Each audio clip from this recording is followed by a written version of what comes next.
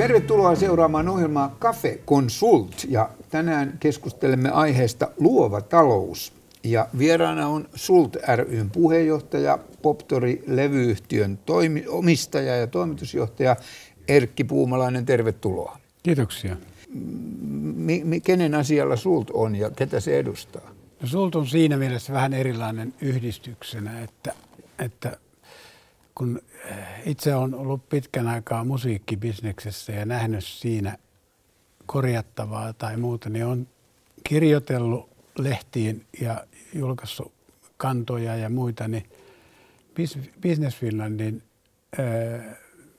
virkailija sanoi, että pystyisikö sä mallintamaan semmoisen ekotalouden Suomeen, että saisit sä koottua semmoista joukkoa, joka voisi niinku ratkaista joitain niitä asioita, mitä nyt ei olla vielä musiikkibisneksessä voitu ratkaista ja ylipäätään luovassa taloudessa. Tähän lähti siitä, että EU:ssa valmistui tutkimus, jossa Suomen luova talous oli lähes 10 miljardia EU-keskiarvon alapuolella. Ja sehän oli hirvittävä shokkiuutinen ja pani kaikilla varmasti niin kuin ajatukset jylläämään. Ja meidän pitäisi olla saman verran edellä kuin mitä me ollaan nyt jäljessä, että tällä pystytään ratkaisemaan meidän kestävyysvaje. Ja se oli siinä mielessä ihan hyvä ja kiitollinen toimeksianto. Kirjassaan Luovat alat aineettomassa taloudessa emeritusprofessori Matti Koiranen tuo esiin huolensa siitä, että Ruotsiin verrattuna Suomi on jäämässä jälkeen siinä kehityksessä, mikä maailmassa parhaillaan tapahtuu. Ruotsissa on asukkaita suunnilleen 2 kertaa enemmän kuin Suomessa, mutta Ruotsissa luovien alojen tuotos on 6-kertainen Suomeen verrattuna. Meillä on siis paljon parantamisen varaa, Matti Koiranen toteaa kirjassaan. Esimerkkinä Suomen onnistumisista luovilla aloilla Matti Koiranen nostaa esiin sodan jälkeisen ajan kansainvälisesti menestyneet muotoilijamme, muotisuunnittelijamme ja arkkitehtimme. Nyky-Suomen luovat menestyjät löytyvät muun muassa peliteollisuudesta. Mattihan oli itse asiassa meidän ensimmäisen kauden puheenjohtaja. Joo. Tämä tuli siitä ajatuksesta, että musiikkibisnessen pitää sisällänsä brändäyksen, tekijänoikeusteollisuuden, joka on kaikki luovaa taloutta, ja artistimanagementin ja sitten jakelun, nyt tässä tapauksessa sekä digitaalisen jakelun että fyysisen jakelun, mitä ikinä se tarkoittaa, se arvoketju ja palveluketju, että kuluttaja voi käyttää siihen musiikkiin rahaa, niin se sisältää kaikki ne samat ongelmat, mitä luova talous yleensä. Ja sitten Matin kanssa me olemme yli 15 vuotta sparranneet ja me ollaan oltu todellakin, voi sanoa, että sparranneet, koska Matti on viimeiseen saakka tiedemies, perustelee asiat ja tuntee yrittäjyyden pohjaa. Ja minä sitten taas toisaalta kuvittelen tietäväni jotain tästä musiikkibisneksestä, niin vaikka Matti oli luovan talouden tutkija, niin meillä on Matin kanssakin mennyt monta kertaa niin kuin positiivisesti sukset ristiin. Me ollaan, Matti väittää, että mulla on hyperbola ja minä olen haukkunut häntä bysanttilaisen kamreritalouden edustajaksi, että se on nyt niin kuin pihalla uusista. Mutta että kuitenkin tämmöisessä ystävällisessä mielessä ollaan rakentavassa hengessä ja mä sanoisin, että ei tämä olisi kehittynyt eikä tätä Sulttia olisi ollut, jos me emme olisi Matin kanssa tätä sparraneet. Ja tuossa kirjassa tuon ensimmäinen tieteellinen julkaisu, johon on kytketty nyt empiiriaa mukaan. Että Matti on elänyt tätä empiiristä alaa ja se on harvinaista tiedejulkaisuissa. Suomen väkiluku oli vuonna 2024 noin 5,6 miljoonaa ihmistä. Heistä yli 50-vuotiaita oli noin 42%, eli lähes 2,4 miljoonaa ihmistä. Viestintäyrittäjä, pitkän linjan mediatoimija ja myös TV:stä tuttu Kari Tyni kirjoittaa Sult ry:n nettisivuilla blogissaan, miten tämän päivän radio ja televisio suhtautuvat niin sanottuun väärään yleisöön. Kaupallisessa mediassa mainosmaailma vaikuttaa kaupallisten kanavien haluamaan kohdeyleisöön ja siinä maailmassa haluttua riistaa ovat toki nuoret kuluttajat. No nyt MTV on pullollaan nuorten elämää kuvaavia tosi-TV-formaatteja ja silti yhtiön talous sakkaa. Eikö yhtälö toimikaan? Ja Kari Tyni jatkaa. Kumpa edes osa valtavirran mediasta uskaltaisi olla nyt rohkea ja unohtaa mantransa väärästä yleisöstä. Jospa väärä yleisö olisikin taas oikea yleisö. Siitä hyötyisi suomalainen kuluttaja, ohjelma- ja musiikkituotantomme ja näin koko luova taloutemme kansantalouden hyötyihin asti. Ja siitä hyötyisi myös media. Miten Sult ry valitsee puolensa? Se oli luonteva valinta. Sehän tulee ihan selkeästi, kun me mitataan kysyntää ja tarjontaa, mikä on olemassa. Että meillähän on musiikkibisneksessä semmoinen tilanne, että 3 maailmalla hallitsevaa levyyhtiöitä, niin ne operoi erinomaisen hyvin ja ne täyttää kaikki nämä tarpeet, mitä 15-35-vuotiailla on. Ja he ovat ilmoittaneet itsekin, että ei heitä kiinnosta yli 40-vuotiaat, niin meitä taas kiinnostaa, koska näin pieni kielialue, ei se voi jättää yhtään ihmistä niin kuin huomioimatta. Ei me voida tehdä, kun meillä on kuitenkin samat perustamiskustannukset, oli se äänite mikä hyvänsä, niin meidän täytyy yrittää niin kuin kaikki markkinat palvelee. Ja siellä oli tilaa, niin mennään mieluummin sinne, missä on tilaa, eikä sinne, missä joutuu tappeluksiin jättiläisen kanssa. Okei, hyvä. No mutta siis kuten tuosta alkuinsertistä kävi ilmi, ja säkin mainitsit sen, että tässä siis maailmalla luova talous on melkoinen talouden moottori kaikin puolin. Se pitää ottaa vakavasti ja se on tärkeä peluri siinä. Mutta sitten se, että jostain syystä Suomi on pudonnut kelkasta verrattuna esimerkiksi Ruotsiin ja muihin verrokkimaihin. Ja nyt Sult on ilmoittanut, että sillä on suunnitelma ja ehdotus, miten Suomi nostetaan luovan talouden huippumaaksi niin kuin 10 vuodessa. Tai ainakin samalle tasolle kuin Ruotsi. No niin, se on ainakin perusteltu tavoite. Eihän meillä ole, jos mietitään niin kuin yhteiskuntana Ruotsia ja Suomea, niin ei meistä ole semmoista niin kuin koulutuksellista tai sosiaalipoliittista tai jotain muuta semmoista eroa.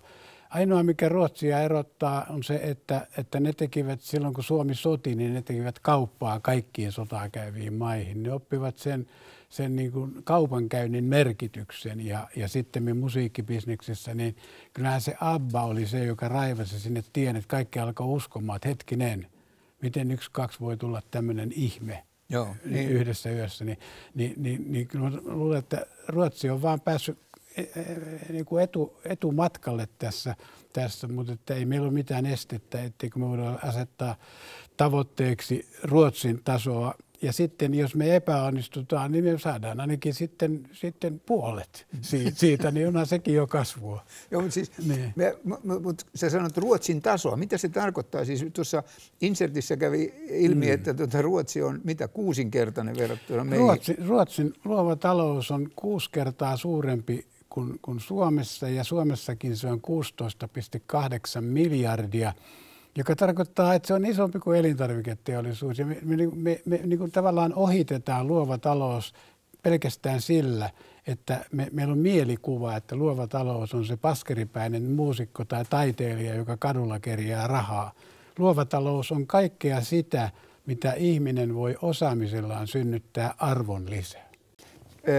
10 vuotta, niin pystytkö kertomaan, jos kaikki menee niin kuin pitää, niin millainen Suomi, mitä meillä on silloin, mitä sä oot saanut aikaan, tai Sult on saanut aikaan? Niin, jos nyt ajatellaan, että se 6-kertaisuus, niin se unelma, jota kohti pitää kulkea, aina pitää olla joku tämmöinen, jos tavoite. Määritellään se maali, ja se maali on minun mielestä se Ruotsin rinnalle, ja sitten kaikkia me tiedetään Suomi-Ruotsi-matsit. Ohi, eikö niin? No mutta joka tapauksessa niin siitä syntyy 100 miljardia taloutta, jos me saadaan tämä niin kuin 6-kertaisesti, kun se on näin. Oliko se meidän hallituksen ilmoittama kestävyysvaje 12 miljardia? Niin me päästään leikkauslistoista, me ollaan hyvinvointivaltio, me ollaan maksettu meidän velat, meillä on sosiaalinen tämä sosioekonominen asema on ihan erilainen, että tuolla aluetalouksissa, kunnissa, joka paikassa on viihtyisää ja kaikki ihmiset tulee viihteen osalta palveluksi ja luovan talouden osalta. Kyllä meille tulee demokraattisempi ja paremmin voiva yhteiskunta. Mehän oltiin jo hyvinkin voiva yhteiskunta vuonna 2000, silloin kun meillä oli Nokia-veturina. Ettei se sen vaikeampaa ole, se tulee hokkuspokkuksena yhdeltä yritykseltä tai sitten se tulee laajapohjaisemmin sitten 10 000 yrityksiltä. Niin, no, tämä on visio, että kun sä puhut talouden pelastavasta, luovan talouden pelastavasta vaikutuksesta Suomen talouteen, niin ja mainitaan 100 miljardia. Otetaan siitä kiinni. Joo, niin mitä se tarkoittaa Selko-Suomella? Kuka sen tekee? Mitä me siihen tarvitaan? No, lähdetään siitä ajatuksesta nyt, että me tiedetään, että brändäys tekee suuremman arvonlisän kuin koneistus. No, mitä me tarvitaan? Me tarvitaan sekä tarjonnan diversiteettiä että viestinnän diversiteettiä, jotta se, että meillä on jotain, mihin ihminen voi käyttää rahansa. Meillähän on sellainen harhakuvitelma, että markkinataloutta pyörittää pörssit. Meillä on sellainen harhakuvitelma, että jostain norsunluutornista niin kuin määräillään, miten markkinat menee. Markkinat syntyy siellä, missä kuluttaja voi käyttää rahansa. Se on aina niin, että kuluttaja on kuitenkin markkinataloudessa se. Ja nythän meillä on hirvittävästi vajaa kapasiteettia. Mika Malirantahan maalaa hienoja kuvia siitä, että meillä on helppo tulevaisuus. Ei ole, jos meillä ei ole prosesseja, jotka tämän kasvun, joka on todellisuutta, että siellä on niin kuin oikeasti, me ollaan niin paljon takamatkalla, että jos sen kasvun tulee tekemään ulkolaiset yritykset, niin se tuottavuus, se työn tuottavuus menee sille ulkomaille, eikä se jää tänne. Niin meidän täytyy luoda tänne viestinnän ja palvelun rakenteita, jotka pitävät sen omistuksen täällä Suomessa. Ja omistaa ei voi, ellei ole rahoittanut sitä hanketta. Ja meidän täytyy saada kaikki toimijat Suomessa samalle viivalle. Meidän pitää saada rahoittajat samaan paikkaan, meidän pitää saada osaajat samaan paikkaan, meidän täytyy saada kuluttajat. Meidän pitää niin kuin uudella tavalla katsoa avainlippua ja tehdä kunniaa sille. Suomen luova talous on arvoltaan alle Euroopan keskiarvon. Ruotsin luovan talouden arvo on 6 kertaa suurempi kuin Suomen. Kyllä nyt on kriisipalaverin paikka, toteaa Suomen luova talous ry:n eli SULTin puheenjohtaja Erkki Puumalainen ja perään kuuluttaa yhteistyötä ja esittää suunnitelman, jonka mukaan Suomesta tehdään 10 vuodessa entistä luovempi ja nykyistä rikkaampi maa. Koska haaste kuulostaa suurelta, se pitää pilkkoa pienempiin osiin. SULT ry:n suunnitelma ratkaisee ensin musiikkimaailman ongelmat. 3 pointtia. Suomalainen musiikki pitää saada suomalaiseen omistukseen. Suomalaista musiikkia pitää tehdä myös aikuisille suomalaisille. Suomalaisen median pitää kiinnostua myös suomalaisesta musiikista. Se ilta oli lämmin, sua katsoin kiihkeämmin, huulemme kosketti kai. Ai ai ai, vanalon tanssiyössä, rakkauden kesätyössä. Parhaimman palkinnon sain, se ilta oli tumma, yksen tytölläni tumma. Ja oi miten taivuisa uuma, kun koivujen alla sua suutelin silloin. Huhu, miten tulikin kuuma.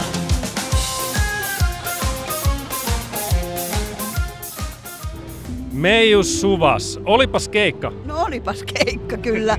Hikipintaan täytyy saada. Ja se kyllä tuli. Ihan oli jo ennen kuin kerkisi varmaan ensimmäistä biisiä vetää, niin täällä on aika lämmin tunnelma. Joo, kyllä sä vaan jaksat vetää. Tosiaan ohjelman nimi on Pako Helsingistä. Mistä päin sä tuut? No Vantaalta. Mä oon jo paennut sieltä 20 vuotta sitten, mutta paljon salkanestadilainenhan mä oon kyllä. Syntyi humppabuumi. Tuli siis mieletön ostajamäärien lisä teknologiakehityksellä ja sisältökehityksellä. Niin se kasetti ja tämä yhtälö niin 10-kertaisesti 60-luvun musiikkimarkkina. Mieti 10-kertaisesti. Mm-hmm. No, tai 70-luvun. Siis tämä oli 70-luku. Joo. Niin 60-luvun markkinat se 10. Joo, niin, joo, okei. Joo, 70-luku. Ja kyllähän se oli jo semmoinen, voisi sanoa, positiivinen stressi, että nyt kun maalataan, että 10-kertaiseksi jotain lupaisi, niin tämä tapahtui kuitenkin yhdessä vuosikymmenessä. Ja se ylikuumenti markkinoita ja nämähän oli sellaisia legendaarisia letkautuksia, että Veksisalmikin sanoi, että niin huono levy ei pysty tekemään, etteikö se menisi kaupaksi. Joo, olen kuullut. Toi pitää paikkansa. Näin kyllä. Mutta syntyi niin kuin tämmöinen uudenlainen maailmankuva ja tästä tuli silloin teollisuus. Musiikista tuli teollisuus. Ja kaikki me tiedetään, että jos artistilla on yksi hitti, niin sen artistin vaikuttamistalous, kun hän lähtee kiertämään, se on sitten valtava, kun siellä sitten kulutetaan, ostetaan lippuja ja syödään ja juodaan. Ja kun niitä alkoi tulemaan sitten ja huvipaikkoja oli niin, että 3 kertaa viikossa oli tanssit ja niin edelleen, niin kyllä sillä oli yhteiskunnallista merkitystä huomattavan paljon, että se kasvu tuli. Eli siinä oli liiketoimintaa sen koko toiminnan ympärillä. Se on juuri se, mitä se luova talous tuo tullessa. Että tulee ammattikuntia, jotka on roudareita ja tuli ammattikuntia, jotka oli muusikoita, valomiehiä, kaiken näköisiä. Että kyllä se siitä kasvoi ja se 80-luvulle mentiin, niin kyllähän tässä oli aika paljon semmoisia piirteitä sitten, jossa olisi voinut jo hälytyskellot soida. Muun muassa juuri tämä, että Musiikkifatserista tuli enemmän tämmöinen maailmalta johdettu yritys ja siellä ei, se mukavuus siinä mielessä hävisi, mutta että me päästiin musiikkibisneksessä aika hyvin semmoisiin tavoitteisiin, mitä musiikkibisneksellä voi saavuttaa. Tunnetko sielun kohtavan? Tunnetko kuinka alkaa rakkauden tie? Tiedätkö kakseen voimasta? Tiedätkö kosketuksesta? Ja nyt musiikissa meiltähän puuttuu tarjonta, meiltä ei puutu kysyntää. Meiltä puuttuu tarjonta yli 40-vuotiaille. Et ei meillä ole olemassa, jos ajatellaan sitä parasta aikaa, niin meillä ei ole huumorimusiikille minkäännäköistä toimintasektoria. Meillä ei ole iskemämusiikille, ei vanhalle tanssimusiikille. Tangomarkkinat meillä on, mutta meillä ei ole sen jälkeistä elämää. Ne tangokuninkaat jää tyhjän päälle. Me pitäisi niin ymmärtää se, että silloin kun me laukaistaan joku liikkeelle, niin meillä pitäisi olla aluetalouksissa. Meidän kulutus on tuolla aluetalouksissa. Meillä city-ihmiset, niin meillä on niin paljon viihteen ja vapaa-ajan niin kuin mahdollisuuksia, että se ei riitä, mitä tämä city-porukka kuluttaa ja erityisesti tämä nuoriso tai nuoruuteen orientoitunut maailma. Teknisesti tähän on mitattu joskus 80-luvulla jo kerran ja 2000-luvulla toisen kerran, että Suomeen tarvitaan semmoinen 6 klusteria. Klusterilla tarkoitan sitä, että meillä olisi niin kuin Itä-Suomi-klusteri, joka voisi olla Kuopiossa, ja Pohjois-Suomen klusteri, joka voi olla Rovaniemellä johdettuna tai Oulussa ja niin edespäin. Ja sinne rakennetaan aidosti semmoinen toimintakenttä, joka ottaa esimerkiksi siitä artistista sellaisen kopin, että kun artisti tulee sinne alueelle, niin hän on siellä jo valmiiksi valmistelemassa niitä markkinoita niin, että se on varmasti paikallisesti hyvin viestitetty, että stara on tulossa kaupunkiin. Kun se suurin kustannus, kun bändit ja muut tuodaan tuonne kylälle, niin on se matkustaminen ja se kulkeminen ja muu. Niin hyödynnetään sitä resurssia niin, että se siellä Kuopiossa oleva ihminen huolehtii koko sen Itä-Suomen alueella, että ne huvipaikat ja ne on tiedotettu, että se on siellä ja kaikki on valmisteltu hyvin. Samalla reissulla hän voi kohdata sen yleisön, joka ei pääse huveihin tai ravintolaan iltaisin, niin paikallisessa kaupassa, marketissa.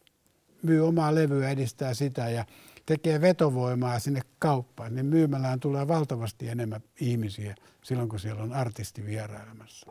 Ja se on hyvin pienillä järjestelyillä tehtävissä. hän voi huolehtia siitä, että tämän artistin levyt soi siinä paikallisessa mediassa ja paikallinen lehti tekee juttua ja muuta. Et siellä on tämmöinen toimiva organisaatio. Ja sitten meillä on valtakunnallinen jakelu, joka huolehtii logistiikasta, että artistin fanituotteita ja artistin levyjä ja muita. Että Kuopio on siinä mielessä hyvä vertailukohta. Että siellä on tämmöinen jääräpää ja tuulimyllyjä vastaan taisteleva miljonääri Jyri Lipponen, joka Levykauppa X:ssä myy edelleenkin äänilevyjä, CD-levyjä viime vuonna 340 000 kappaletta ja vinyyleitä reilu 200 000 kappaletta, kertoen, että fyysisille levyille on yhä kysyntää, vaikka me väitämme, että musiikki on mennyt. Ei me väitetä, että musiikki on mennyt, vaan me uskomme, että musiikki on mennyt kaikki Spotifyin. Ei se ole mennyt. Spotifyn käyttäjistä 62% edustaa ikäluokkaa 18-34. No sen ymmärtää silloin, että näiden isojen levyyhtiöiden kiinnostuksen kohde on se ikäluokka. Ei heillä ole mitään velvollisuutta miettiä, mitä Lieksassa tapahtuu. No miten sult korjaa tämän tilanteen 10 vuodessa? Luomalla se palvelu, siis tuomalla se palvelu ja antaa kuluttajan päättää. Käytännössä? Antaa kuluttajan päättää, että haluaako hän kuluttaa sen musiikin CD-levyltä vai suoratoistona. Me on tehty esimerkiksi tätä kehitystä tämän hybridi-CDn osalta, että QR-koodista sä voit kuunnella sen levyn myöskin suoratoistona. Mutta sen lisäksi sä saat sieltä sen artistin keikkalistat ja fanisivut ja kaikki muut. Että nykyteknologiahan mahdollistaa valtavia sellaisia innovaatioita, joista kuluttaja hyötyy merkittävästi. No millä tavalla kuluttaja saa tietää näistä kaikista ideoista? Tässä mä otan nyt esiin sen, että tässä teidän suunnitelmassanne mainitaan muun muassa nämä, palaan tähän 1000 huvipaikkaa. Jotka pitäisi tehdä. Ja sitten puhutaan vielä mediasta, jota tarvitaan, mutta puhutaan ensin näistä huvipaikoista. Eli toisin sanoen, mistä ne syntyvät? Mistä 10 vuodessa tulee 1000 huvipaikkaa? Tämä on nyt hyvä kysymys, koska tässä ei tarvitse keksiä mitään uudelleen, vaan tilanne on niin, että se mikä tulee alas, menee ylös tai päinvastoin. Niin siis, jos kysyntää on, jos ihmisillä on halu viihtyä. Nythän se on ihan selkeä, että jos jokaisesta ihmisestä tulee yhdessä yössä tosikko, kukaan ei halua viihtyä eikä käyttää näitä palveluja.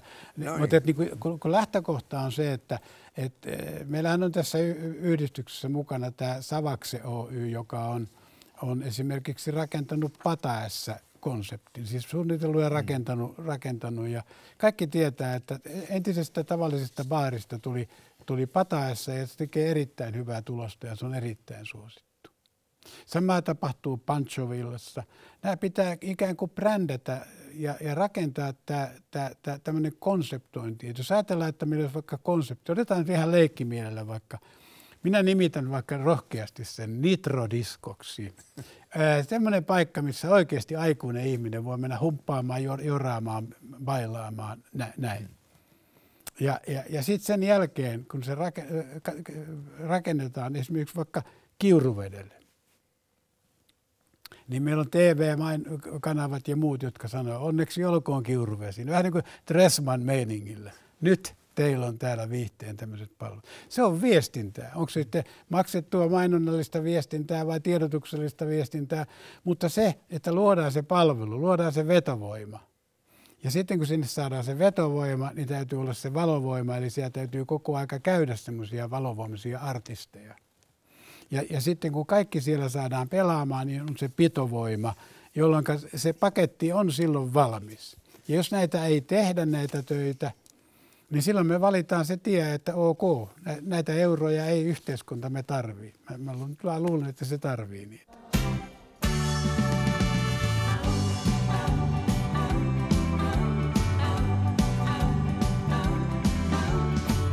Kun hymy soit sä mulle rakkahin, mä milläni tukkaasuin. Niin kovin helposti oi rakkahin.